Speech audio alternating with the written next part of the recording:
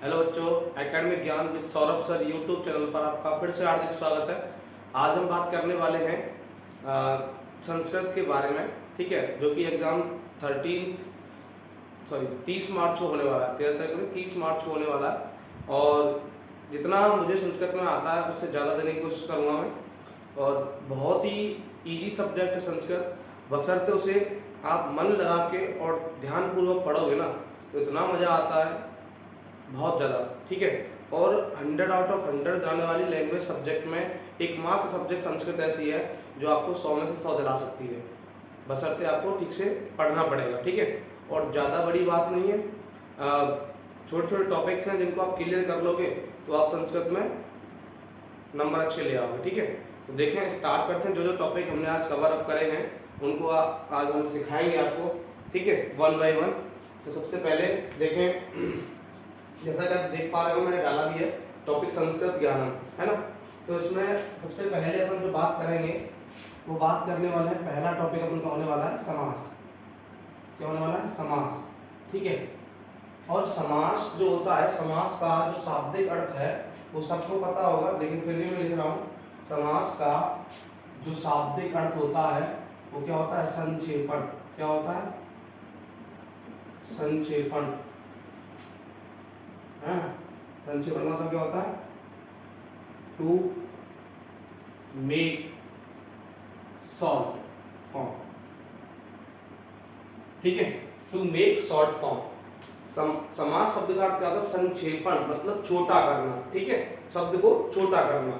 अब इसकी बात अपन थोड़ा सा करें, इस उदाहरण से समझाऊं आपको, एग्जाम्पल से समझाऊं। तो एग्जाम्पल जैसे मैंने बोला, गायन गायने कुशला। क्या बोला? गायने कुशला। गायने कुशला मतलब गायन में कुशल। अब गायन में कुशल तो इसको आप बोल सकते हो गायन कुशल। क्या बोल सकते हो? गायन कुशल, ठीक। कैसे हुआ? यहाँ देखें, गायने कुशला मतलब गाने में कुशल। कौन सी विभक्ति आ रही है? सप्तमी विभक्ति आ रही है ना, रामे, रामयो, रामेशु। तो यहाँ गायन कुशल शब्द बन गया। तो हमने इतना बड़ा शब्द था गायने कुशला, उसको एक शब्द बना दिया। तो शब्द को जो है सामासिक शब्द, मतलब छोटा शब्द करना। समास का क्या होता है? संक्षेपण, to make short form. Short form बना दिया हमने, गायने कुशला का गायन कुशल हो गया। और देखो इसमें बताऊं, सीता च रामः च, तो मैंने इसका बना दिया सीता रामश्च, नहीं, सीता रामो। क्या बन जाएगा? सीता रामो, ठीक है। तो ऐसे करके आप क्या, समास का अर्थ क्या होता है? शब्द को छोटा करना, है ना। छोटा करने का मतलब टू मेक शॉर्ट फॉर्म, है ना। इंग्लिश मीडियम वाले समझ रहे होंगे, उम्मीद करता हूँ। तो समास का अर्थ रखना छोटा करना। और समास बेटा आपके सिलेबस में आरबीएससी बोर्ड संस्कृत के एग्जाम में 3 नंबर का होने वाला है। 3 क्वेश्चन आएंगे, 3 में से 2 में आपको समास विग्रह करना है सामासिक शब्द से, और तीसरे में आपको विग्रह वाले पद से सामासिक शब्द बनाना है ना। समास का नाम तो लिखना ही होगा। अब देखो, इस शब्द में बात करूंगा जिसमें गायन कुशल लिखा हुआ है, तो इसका सामासिक शब्द बना गायन कुशल। और गायन कुशल में समास होता है बेटा तत्पुरुष समास। कौन समास है? तत्पुरुष, ठीक है। तत्पुरुष कौन सा? षष्ठी विभक्ति। कौन सा विभक्ति? सॉरी, षष्ठी नहीं, सप्तमी। कौन सा विभक्ति है? सप्तमी, ठीक है, विभक्ति। और अधिकरण कारक है। अब सीता रामो बेटा कौन सा समास है? सीता रामो में द्वंद्व समास है। कौन समास है? द्वंद्व समास, ठीक है। उम्मीद करता हूं आपको ये चीज समझ में आएगी। अब बात करें इसके भेद की, ठीक है। तो नेक्स्ट बात आती है भेद की, मतलब हिंदी में टाइप्स, सॉरी इंग्लिश में टाइप्स, ठीक है। तो समास के मुख्यतः 4 भेद होते हैं। कितने भेद होते हैं? 4, ठीक है। मैं आपको पूरा सही, मतलब लंबे तरीके से लेके चल रहा हूँ, लेकिन लंबे से भी छोटा कर दूंगा थोड़ा सा। अब पहले तो आपको स्टार्टिंग में इंट्रो देना पड़ेगा। तो समास के मुख्यतः 4 भेद होते हैं, जिसमें आपका आता है सबसे पहले अव्ययी भाव, दूसरा आता है तत्पुरुष, तीसरा आता है आपका कर्म द्विगु और चौथा आता है बहुब्रीहि। दोबारा सुने, 4 समास के भेद होते हैं, अव्ययीभाव, तत्पुरुष, द्विगु और बहुब्रीहि। दोबारा सुने, अव्ययीभाव, तत्पुरुष, द्विगु और बहुब्रीहि। फिर जो आपका समास होता है इसका नाम क्या होता है, तत्पुरुष समास जो होता है वो आगे जाके 2 भागों में बंटता है, जिसमें आता है कर्मधारय समास, है ना, और द्वंद्व समास। ठीक है, बताऊं आपको,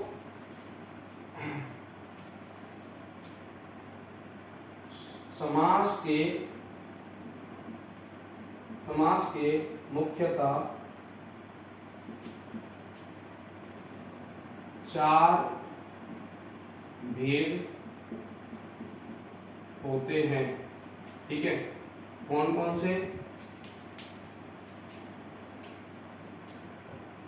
देखो ट्रिक क्या है, अब तक दा दी। ठीक है, ये मतलब ट्रिक है याद रखने की। अब तक दादी मैं आपको करा 6 रहा हूं, लेकिन होते 4 है, 4 में से 2 कैसे लिखने हैं बता रहा हूं। देखो मेन कौन कौन से पहले वो लिख रहा हूं। देखो आ से बना अव्ययीभाव, ठीक है, बा से बना बहुव्रीहि,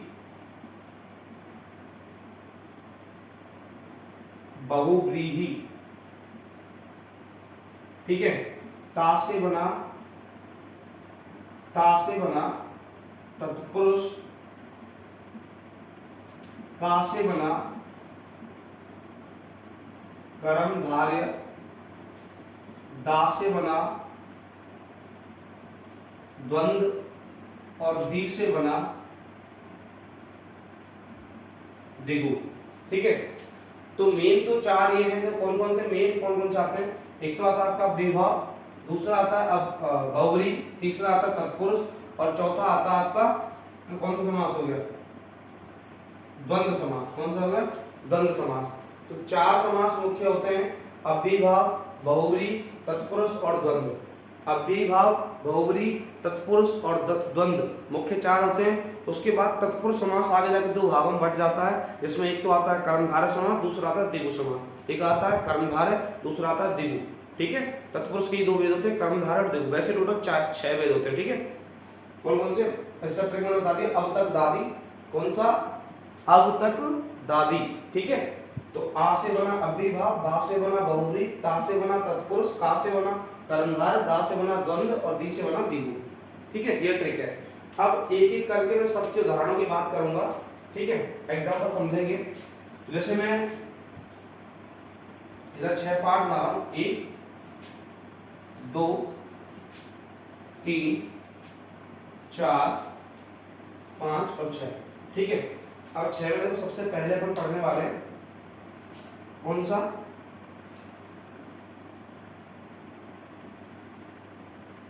अव्ययीभाव। ठीक है, तो अव्ययीभाव में देखिए बेटा, सबसे पहले मैं आपको बता रहा हूं, जिसमें मैंने उदाहरण दिया, समझना मेरी बात। इसमें पहला पद अव्यय होगा। अव्ययीभाव समास की पहचान क्या है, अव्ययीभाव समास में पहला पद अव्यय होता है और वो प्रधान भी होता है। ठीक है, अव्ययीभाव समास में पहला पद अव्यय और प्रधान होता है। अब सर जी अव्यय क्या होता है, देखो बता रहा हूं आपको, ध्यान देना एग्जाम्पल पर। मैंने बोला, सबसे पहले मैंने बोला यथाशक्ति, जो उसका बेहद चलने वाला एग्जाम्पल है, यथाशक्ति। ठीक है, तो इसमें जो यथा है वो अव्यय है, जिसका अर्थ जैसे होता है। ठीक है, अब यथाशक्ति का विग्रह क्या होगा, शक्तिम अनतिक्रम्य, शक्तिम अनतिक्रम्य क्या होगा, मतलब अव्ययीभाव समास में पहला पद अव्यय होता है, प्रधान होता है। जैसे मैंने बोला यथाशक्ति, तो इसमें पहला पद क्या, यथा, यथा क्या होगा, अव्यय। अब इसको समास विग्रह करोगे तो क्या बनेगा, शक्ति अनतिक्रम्य। तो जब भी यथा शब्द आएगा तो वहां पर जो प्रथम जो उत्तर पद होगा, जैसे यथाशक्ति बोला तो प्रथम पद या पूर्व पद का मतलब होता है जो पहला शब्द है, पहला शब्द क्या है, यथा। उसके बाद शक्ति जो बोला वो उत्तर पद मतलब द्वितीय पद होता है। तो जब भी अव्ययीभाव समास आप पढ़ें, एग्जाम्पल करें उसको सॉल्व, तो आपको ध्यान देना है कि जो उत्तर पद होगा उसमें क्या करना है, द्वितीय विभक्ति लगानी है। अगर अव्यय शब्द यथा है, अगर अव्यय शब्द क्या है, यथा है, तो उत्तर पद में क्या लगानी है, द्वितीय विभक्ति, जैसे शक्तिम, जैसे मैंने बोला यथाशक्ति, तो क्या हो गया शक्तिम अनतिक्रम में। ठीक है, उसके बाद और उदाहरण में बताऊं, जैसे उपगंगा, उपगंगम, उपगंगम। ठीक है, तो क्या हो जाएगा उपगंगम का, उपगंगम ऐसे बोलूंगा, उपगंगम। तो यहाँ उप आ रहा है, तो ये क्या है, उप जो है वो अव्यय शब्द है, तो इसका जब भी उप से आएगा तो आप क्या करोगे, चतुर्थी विभक्ति सॉरी षष्ठी विभक्ति लगाओगे, गंगाया, गंगाया समीपम, उप का अर्थ क्या होता है समीपम। ठीक है, तो क्या बन गया गंगाया समीपम। तो जब भी अव्यय शब्द उप होगा तो उप का अर्थ होता है समीप, क्या होता है समीप। ठीक है, जैसे यथा का अर्थ अनतिक्रम में होता है, वैसे ही उप का अर्थ समीपम होता है। तो जब उप शब्द आएगा तो अब क्या करना है कि वहां पर षष्ठी विभक्ति का प्रयोग करना है। कौन सी विभक्ति, षष्ठी विभक्ति, छठवीं विभक्ति। जैसे मैंने बोला उपगंगम, तो क्या हो जाएगा गंगाया समीपम। ठीक है, ऐसे। उसके बाद आगे और बात करें अपन, उप हो गया, उसके बाद बात करते हैं, मैंने बोला निर्विघ्नम, निर्विघ्नम, क्या बोला निर्विघ्नम। ठीक है, तो इसमें क्या हो जाएगा, निर्विघ्नम में क्या हो जाएगा, विघ्नानाम, विघ्नानाम, विघ्नानाम अभाव, विघ्नानाम अभाव।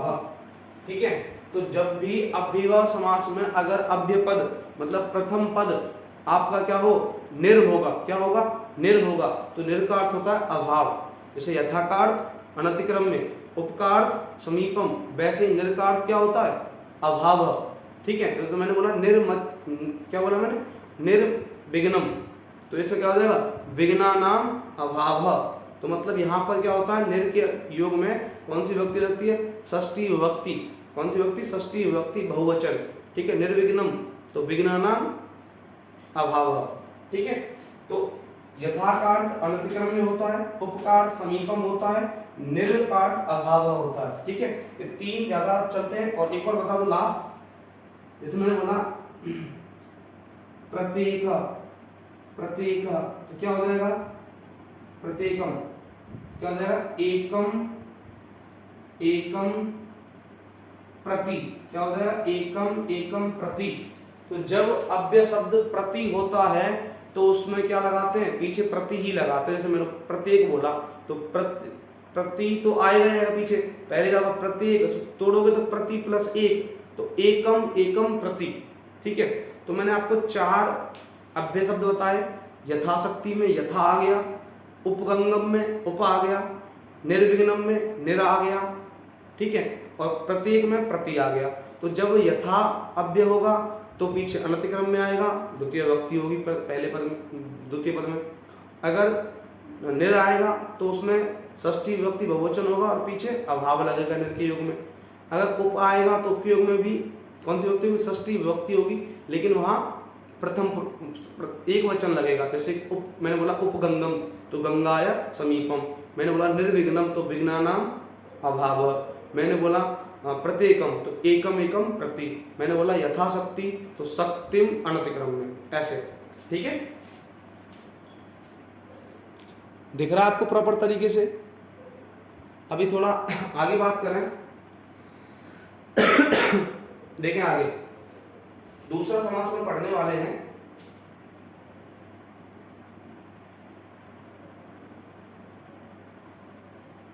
बहुब्री समास। तो बेटा बहुब्री समास में कोई भी पद प्रधान नहीं होता है, एक अन्य पद की ओर संकेत होता है। बहुब्री समास में एक अन्य पद की ओर संकेत होता है, और मेरे हिसाब से पहचान में ये बता रहा हूं कि भगवान के नाम की तरफ संकेत होता है। जैसे मैं बोलूं उदाहरण से, आप समझना ध्यान से। मैंने बोला जैसे कि त्रिनेत्र, त्रिनेत्र, तो त्रिनेत्र में देखो क्या हो जाएगा, इसका समास विग्रह क्या होगा, त्रयम नेत्रम यशस्य सह, त्रयम नेत्रम यशस्य सह, तीन है नेत्र जिसके, तो कौन होगा भगवान शिव, कौन होगा भगवान शिव। ठीक है, जैसे त्रिनेत्र, तो त्रय नेत्र यशस्य सह, तो कौन होगा? भगवान शिव। तीसरे अर्थ को संकेत हो रहा है, तो बहुब्रीहि समास हो गया। और मैं बोलूं जैसे कि चक्रपाणी, चक्रपाणी, तो चक्रपाणी में भी कौन सा समास होगा?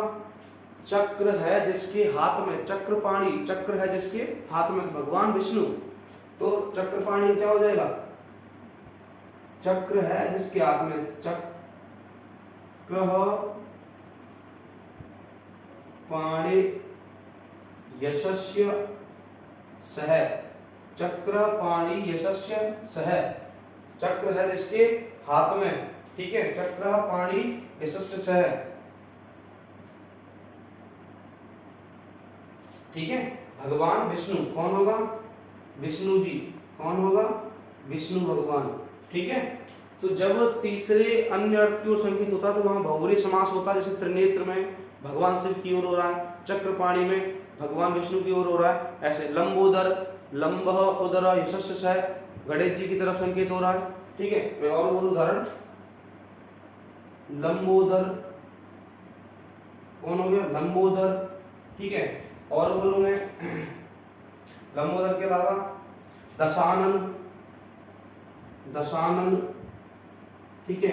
रावण की तरफ संकेत होता, दशानन कौन हो गया? रावण की तरफ हो गया।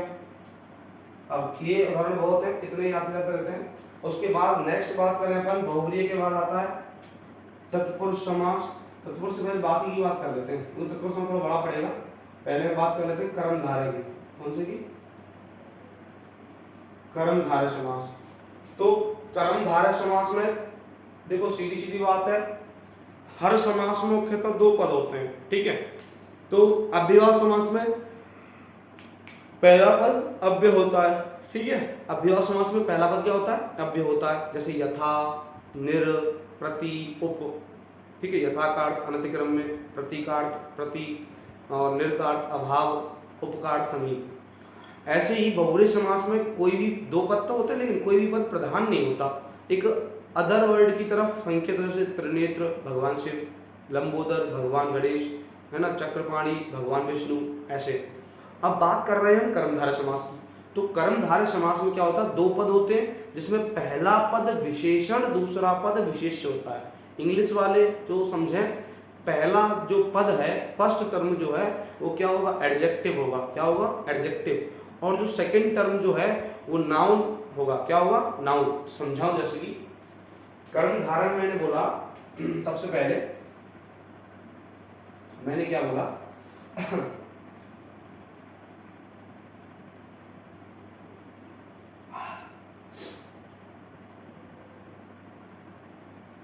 महापुरुष,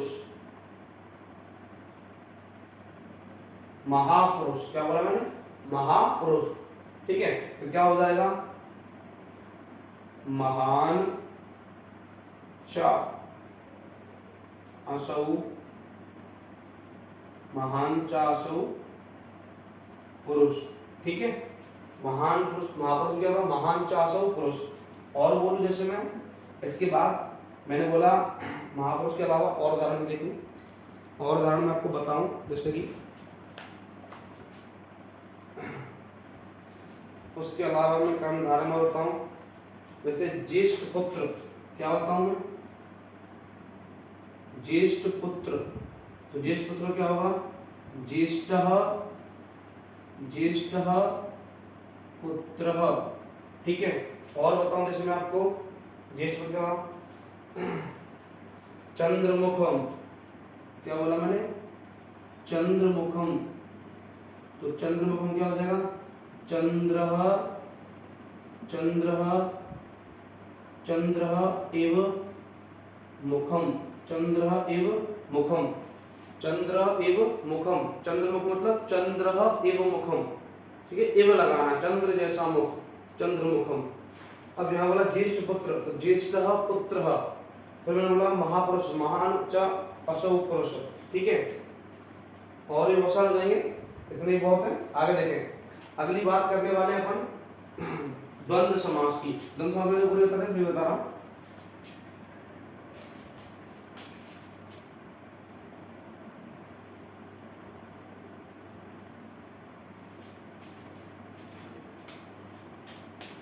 देखें द्वंद्व समास में क्या बात करने वाले हैं, जैसे मैंने ऊपर एक सीतारामऊ बता दिया, ये रहा सीतारामऊ, तो सीता चाह राम चाह, सीतारामऊ हो गया। और बोलूं मैं राम कृष्णऊ, क्या बोला मैंने, राम कृष्णऊ, तो क्या हो जाएगा रामश्च कृष्णश्च, रामश्च कृष्णश्च, ठीक है, रामश्च कृष्णश्च, यहां पर से लिख सकते हो रामः च कृष्णः च, ठीक है, विसर्ग लगा के भी लिख सकते हो। अब विसर्ग में जब चा जुड़ेगा तो सा बन जाएगा, सत्व विसर्ग संधि, तो वो हो जाएगा रामश्च कृष्णश्च, ठीक है। मैं बोलूं उसके बाद और बोलूं मैं, जैसे इसमें और भी होंगे, मैंने और भी लिखे बहुत सारे उदाहरण। मैंने बोला पुत्र कन्ये, क्या बोला मैंने, पुत्र कन्ये, ठीक है, तो इसका क्या हो जाएगा पुत्रश्च या पुत्रः च कन्या च, पुत्रः च कन्या च, तो इस पुत्रः च को पुत्रश्च भी कर सकते हो आप, है ना, क्या कर सकते हो पुत्रश्च, जब विसर्ग के बाद च आता है तो उसका सा सलजम वाला बन जाता है, ठीक है। तो यहाँ हो गया राम कृष्णों का रामश्च कृष्णश्च, पुत्र कन्या का पुत्र च कन्या च, ऐसे, ठीक है। अब बात करें नेक्स्ट समास, आपका नेक्स्ट कौन सा होने वाला है, द्विगु समास। तो द्विगु समास की सीधी सीधी पहचान है बेटा कि द्विगु समास में पहला पद संख्यावाची होगा। जैसे मैं बोलूं द्विगु की बात करने वाले हैं, द्विगु समास में मैंने बोला जैसे सप्त दिनम, सप्त दिनम, इससे क्या हो जाएगा, सप्त दिनम क्या हो जाएगा, सप्त दिनम का हो जाएगा आपका सप्तानाम, सप्तानाम दिनानाम समाहार, समाहार, ठीक है, सप्त दिन, तो पहला पद क्या है संख्यावाची सप्त, सप्तानाम दिनानाम समाहार। उसके बाद में बोला पंचवटी, क्या बोला पंचवटी, तो क्या बोलोगे पंचानाम, पंचानाम बटानाम समाहार, समाहार, ठीक है। और मैंने बोला देखो पंचवटी, तो पहला पद क्या है संख्यावाची पंच, सप्त दिन पहला पद क्या संख्यावाची सप्त, चौराहा, क्या बोला चौराहा, तो चत्वारम, चतुर्था नाम, चतुर्था नाम राहा नाम समाहरति, चार राहों का समूह, ठीक है, चतुर्था नाम राहा नाम समाहरति, क्या बन जाएगा चौराहा। मैंने बोला पंचपात्रम, तो पंचानाम पात्राणाम समाहरति, है ना, त्रिनेत्र, तो क्या बन जाएगा त्रयाणाम नेत्राणाम समाहार, इति लगा सकते हो ना, बड़े वाला कोई दिक्कत नहीं है। अब देखो 5 समास के उदाहरण हो गए, एक बार देख लो, अव्ययीभाव, बहुव्रीहि, कर्मधारय, द्वंद्व, द्विगु। अब बात करने वाले तत्पुरुष समास की, तो तत्पुरुष समास में मैं कुछ उदाहरण बोलूं आपके लिए।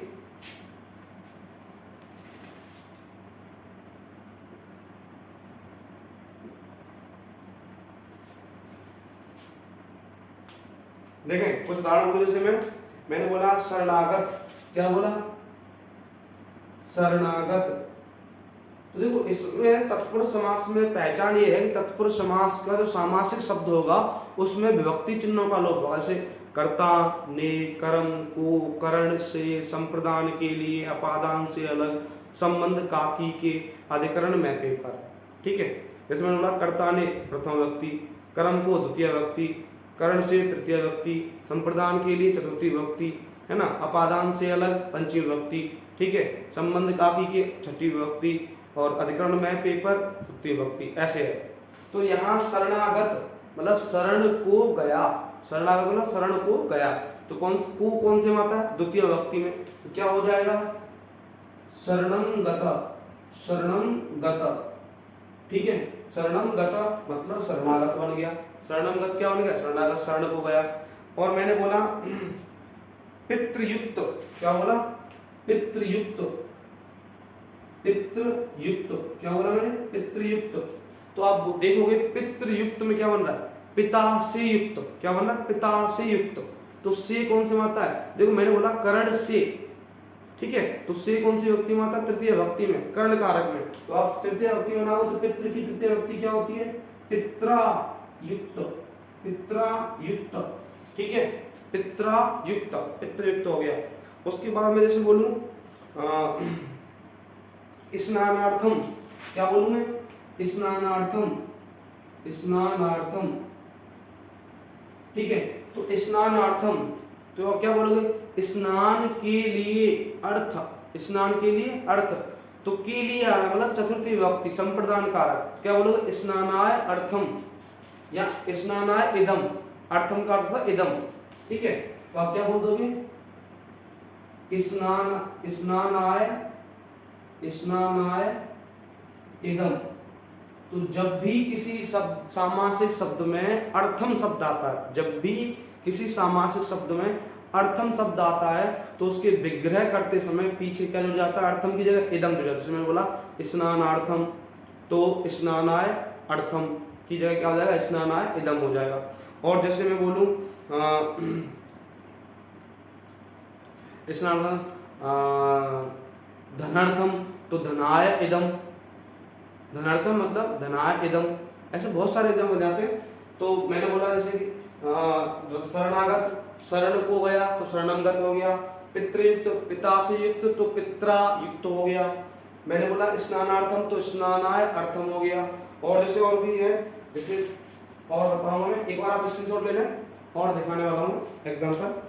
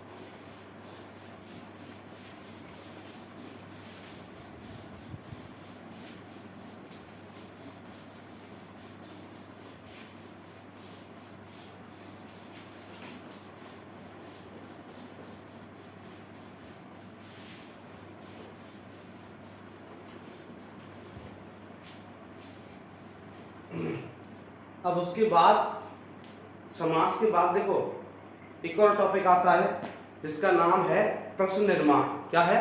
प्रश्न निर्माण, जो 2 से 3 नंबर का आता है। तो उसको देखो कैसे करना होता है, मैं आपको कुछ बताऊं। नेक्स्ट टॉपिक की बात करने वाले हैं प्रश्न निर्माण, प्रश्न निर्माण, ठीक है। तो प्रश्न निर्माण मतलब क्या है, इंग्लिश वालों के लिए बताऊं मैं। प्रश्न निर्माण मतलब क्या है? फ्रेमिंग क्वेश्चंस, ठीक है।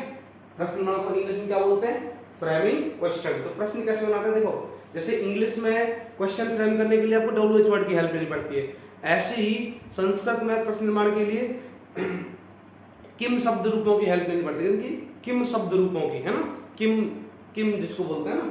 तो मतलब अब मैं आपको इसे एग्जांपल बताऊं, समझाऊं आपको। देखो जब भी जगह की बात आएगी, जगह की बात आएगी तो जगह के लिए WH वर्ड कौन होता है? कुत्र, इसको बोलते हैं स्थान, है ना। हिंदी में कहाँ होता है इसका अर्थ। जब भी जगह अंडरलाइन हुआ आएगा तो वहां पर प्रश्नवाचक शब्द कौन सा लगेगा? कुत्र, ठीक है। यहाँ कुत्र की जगह एक और इसका पर्यायवाची होता है केसु। क्या होता है? केसु, ठीक है। कुत्र यहाँ केसु। जैसे मैं बोलूं, एग्जांपल समझ लो बेटा, मैंने बोला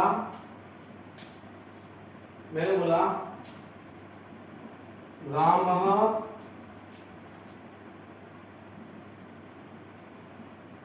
दिल्ली महानगरेषु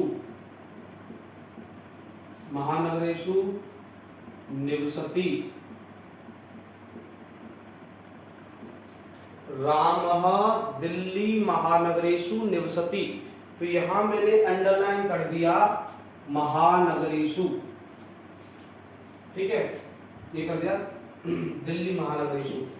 तो जब भी आपको मतलब प्रश्न निर्माण करने के लिए आएगा तो एक पद को रेखांकित करके रखेगा, तो वहां लिखा रहेगा ऊपर इंस्ट्रक्शन निर्देश में क्या लिखा रहेगा, अधोलिखित रेखांकित पदमाधृत्य प्रश्न निर्माण कुरु।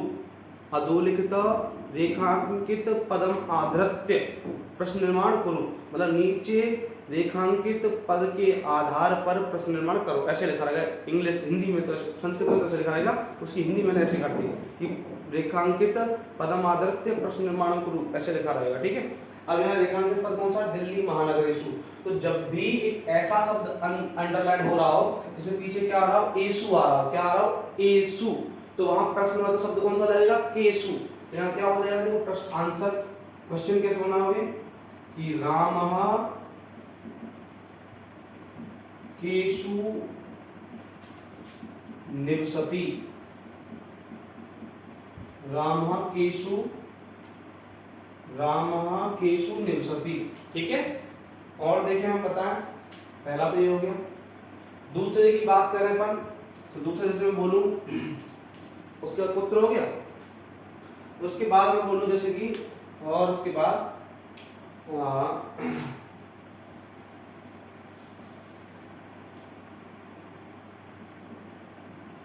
रामः विद्यालय गच्छति। तो राम विद्यालय गच्छति, यहां मैंने अंडरलाइन कर दिया राम शब्द। कौन सा अंडरलाइन कर दिया, राम शब्द।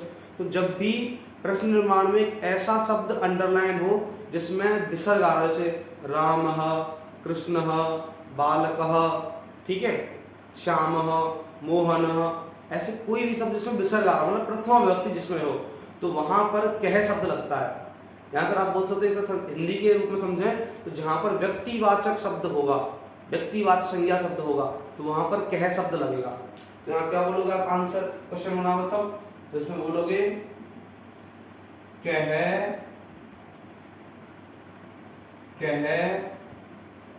विद्यालयम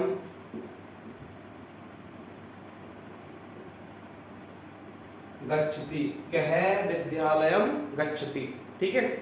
आगे और देखें, तो यहाँ मैंने एक कह शब्द बताया आपको, उसके बाद मैं तीसरा एग्जाम्पल आपको और बताऊं।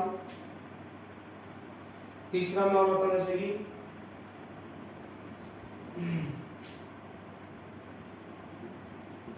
रमा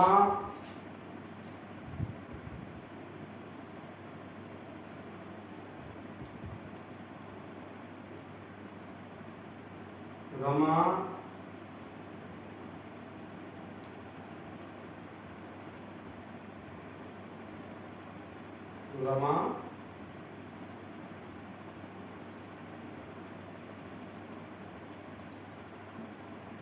ग्रहम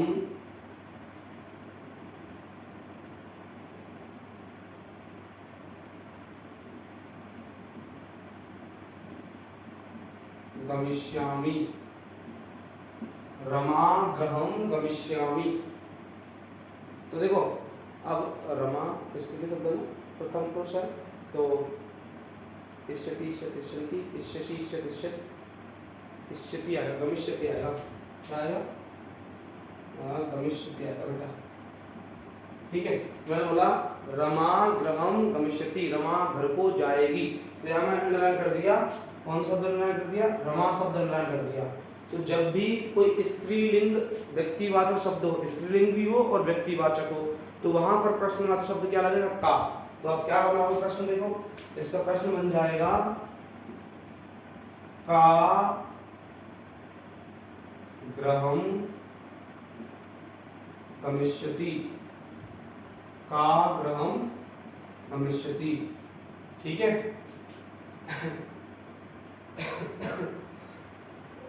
तो ऐसे प्रश्न बनते हैं, ठीक है। कितने लिमिट के एग्जाम्पल ही मैं कर पाया हूँ अभी के लिए प्रश्न निर्माण में, तो इतने ही प्रश्न समझा पाऊंगा आज के लिए मैं। जैसे कि किसी स्थान का नाम आए तो वहाँ पुत्र लगाना है, पुत्र या केशु। अगर किसी व्यक्तिवाचक पुल्लिंग का शब्द आए तो वहाँ कह लगाना है। अगर किसी स्त्रीलिंग व्यक्तिवाचक शब्द आए तो वहाँ का शब्द का प्रयोग करना है। ठीक है, प्रश्न नंबर इतना ही है और बाकी की अपन कल बता देंगे आपको, है ना। अभी और अगला टॉपिक है संख्या ज्ञानम, तो यही बता दूं मैं। अगला टॉपिक क्या है, ऐसे अंडरलाइन कर दूंगा इधर, सेपरेशन। अभी बताने वाला आपको संख्या ज्ञानम। ठीक है, तीसरा टॉपिक ये है, दूसरा ये था, पहला अपन ने समास पढ़ा। ठीक है, पहला क्या पढ़ा था अपन ने, पहला पढ़ा था समास। ठीक है, अपन शॉर्ट में देख रहे हैं, जितना मुझे आता है मैं उतना आपको बता रहा हूँ, देने की कोशिश कर रहा हूँ। मेरे पास किताब वगैरह है नहीं, वरना मैं किताब में सबको एग्जाम्पल भी करा देता बहुत ज़्यादा।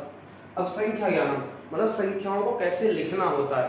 जैसे मैं बताऊँ आपको, देखो 1 से 10 तक तो आपको गिनती आनी चाहिए। जैसे कि 1 को एका बोलते हैं, 2 को द्वि बोलते हैं, 3 को त्रय बोलते हैं, 4 को चत्वार चतुर्थ बोलते हैं, 5 को पंच बोलते हैं, 6 को षष्ठ बोलते हैं, 7 को सप्त बोलते हैं, 8 को अष्ट बोलते हैं, 9 को नव बोलते हैं और 10 को दशा बोलते हैं। ठीक है, दशम ऐसे। अब ध्यान दें, जैसे मैंने लिखा, सबसे समझना, छोटी 100 से ऊपर की गिनती आती, सीधी बात 100 से ऊपर की। जैसे मैंने लिखा, पहला एग्जांपल मैंने बोला आपके लिए 111। क्या बोला, 111।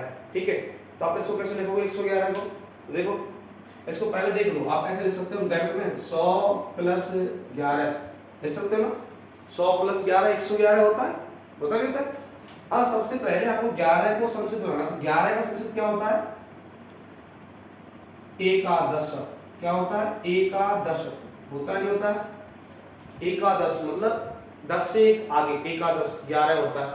अब 100 से 11 ज्यादा है 111, 111 मतलब 100 से 11 ज्यादा है। बड़े बड़े बुजुर्ग आपको नहीं बोलते देखे होंगे, जैसे गिनती करते हैं तो कहते वाला क्या रुपया आएंगे, तो काके में कि वैसे मान लो 125 रुपये आएंगे, तो क्या बोलेंगे कि अम्मा 100 से 25 रुपये ज्यादा आएंगे, ऐसे तो बोले।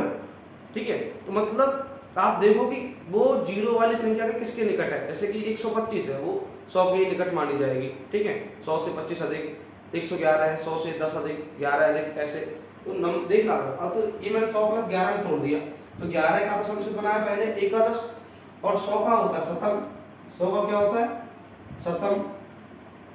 ठीक है, 100 का क्या होता है, शतम, और 11 का एकादश।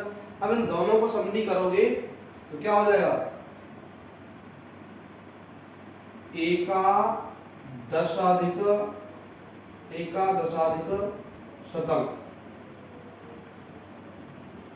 ठीक है, एकादशाधिक शतम मतलब 100 से 11 अधिक। ठीक है, और जैसे बताऊं एग्जांपल और देखें आप अभी, जैसे मैंने बोला 120। क्या बोला, 120 120, तो आप इसको लिख सकते हो 100 + 20। क्या लिख सकते हो 100 + 20, तो इसको कैसे बोलोगे, पहले 20 का इंग्लिश बनाओ। 20 को बोलते हैं विंशति। क्या बोलते हैं, विंशति। विंशति प्लस 100 का होता है शतम।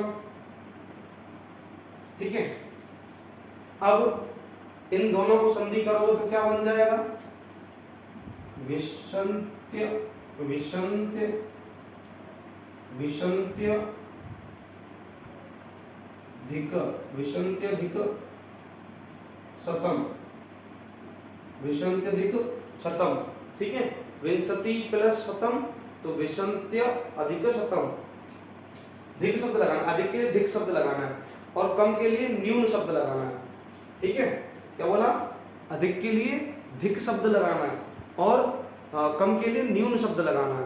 और कुछ बेसिक संस्कृत, कुछ मतलब होता है ना, रूट शब्द की संस्कृत आपको आने, जैसे कि 100 का शतम होता है, 10 का दशम होता है, 20 का विंशति होता है, 30 का त्रिंशति होता है, और 40 का चत्वारिंशत होता है, 50 का पंचाशतम होता है, 60 का षष्ठी होता है, 7 का सप्तती होता है, 80 का 60 का सप्तती, 8 नहीं बोलना, 60 का षष्ठी होता है, 70 का सप्तती होता है, 80 का अशीति होता है, 90 का नवती होता है, ठीक है, और 1000 का सहस्त्र होता है, 2000 का 2 सहस्त्र, 3000 का 3 सहस्त्र, ऐसे उससे ज़्यादा नहीं आता, 3000 से ज़्यादा नहीं आएगा कोई। और मैं बोलूँ अब और जैसे और एग्जाम्पल बोलूँ, मैंने बोला 132, क्या बोला 132, तो 132 में लिख सकते हो आप 100 प्लस 32 लिख सकते हो, 100 प्लस 32 132 बनता है। तो उसको कैसे लिखोगे, पहले 32 का संस्कृत लिखो, तो 32 से संस्कृत हो गया 2 त्रिंशति, क्या हो गया 2 त्रिंशति, हुआ नहीं, 2 त्रिंशति 32, 2 और 30 32 होता है, तो 2 त्रिंशति, और 100 का हो गया प्लस 70, ठीक है।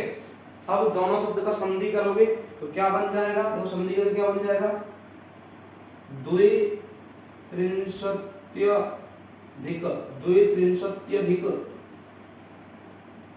शतम, 2 त्रिंशत्यधिक शतम, ठीक है, यहाँ यण संधि बनता है, ठीक है। और देखें अभी ये तो 100 के करीब वालों की बात होगी, अब थोड़ा और आगे बढ़े, जैसे मैं बोलूँ अब 1000 वालों की बात करते हैं, जैसे 1000 में बोलूँ मैं, जैसे मैंने बोला 1024, क्या बोला 1024, तो आप इसको लिख सकते हो 1000 प्लस 24, लिख सकते हो ना। तो पहले आप 24 को संस्कृत बनाओगे तो 24 का क्या बनेगा, 4 20 से 4 ज्यादा है, तो चतुर्थ विंशति है ना, चतुर्थ विंशति, और प्लस 24 का हो गया, 1000 का क्या होता है सहस्त्र, क्या होता है सहस्त्र, तो आप क्या बोलो संधि करके, चतुर्थ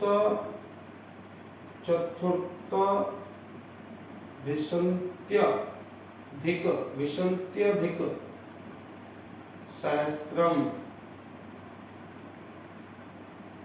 चतुर्थ विंशत्यधिक सहस्त्रम, ठीक है, सहस्त्र मान 1000 होता है, ऐसा कर सकते हो। तो ये हो गया संख्या ज्ञान। आप एक बार देखो, पानी पी लो तब तक।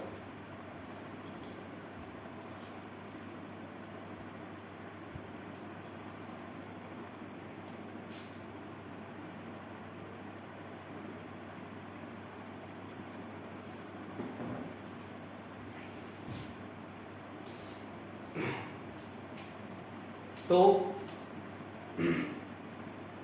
आज की संस्कृत की क्लास में मैंने 3 टॉपिक आपको शॉर्ट में समझाए जितना मुझे आते थे, समास, संख्या ज्ञान और प्रश्न निर्माण।